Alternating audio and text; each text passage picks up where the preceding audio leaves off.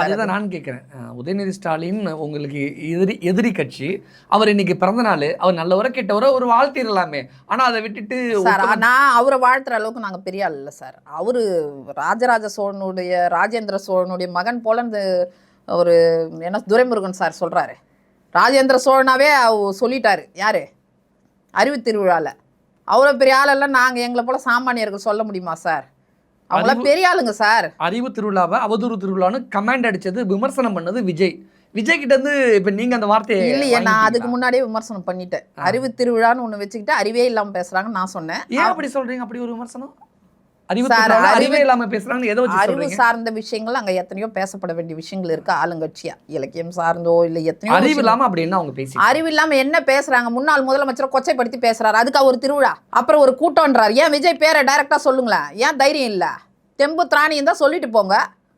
ஏன் அந்த தெம்பு திராணி இல்ல? விஜயை பார்த்து அவங்க அட்டை கத்தின்றீங்க. அப்ப நீங்க என்ன கத்தி? அவங்க என்ன கத்தி? மாவீரர் அலெக்சாண்டர் கையில் இருந்த கத்தியா நீங்க?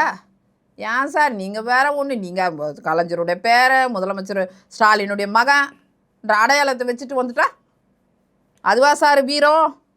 யாருக்குமே இந்த பூமியில யாருக்குமே தெரியாத ஒரு மனிதனாக பிறந்து எந்த பின்புலம் இல்லாம அரசியலுக்கு வந்து பல்வேறு துரோகங்களை செஞ்சிச்சு, சூழ்ச்சி கீழ்ச்சி எல்லாத்தையும் தாண்டி எல்லா களத்தில் பணி செஞ்சு அடித்து நொறுக்கிட்டு ஒருத்தர் மேலே வர்றவங்க டானா சும்மாவே நான் விஐபி டிக்கெட் வாங்கிட்டு ஏசி காரை 20 கோடி ரூபாய் காரில் வந்து உள்ளே நுழைஞ்சு உட்காந்துருவேன் நான் டானா? இப்போ எடப்பாடி பழனிசாமியே டான்னு சொல்கிறீங்க.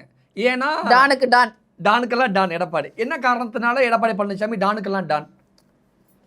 ஒரு சாமானிய மனிதரா, ஒரு விவசாயியா, ஒரு கிராமத்துக்குள்ள ஒரு சின்ன கிராமம். நான் வேணா இது இப்படி கேட்குறேனே, யார் அடிச்சு எடப்பாடி பழனிசாமி டானுக்கெல்லாம் டானா மாறினாரு?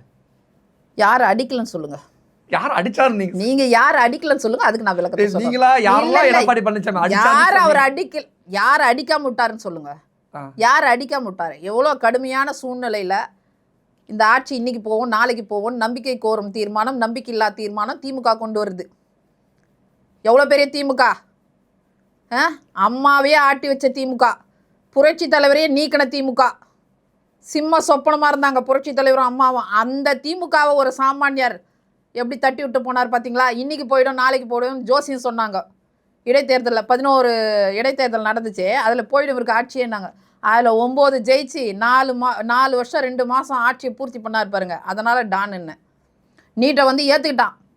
ஒரு பக்கம் சட்ட போராட்டம் நடத்திட்டு யாருமே கோரிக்கை வைக்காத போது 7.5% கொண்டு வந்து ஏழை எளிய மக்களுக்கு எட்டாத கனவாக இருந்த நீட்டை வந்து ஒரு 600 மாணவர்களுக்கு MBBS கிடைக்கிறதுக்கு காரணமாக இருந்தார் பாரு. அதனால நான் டான்ன்றேன்.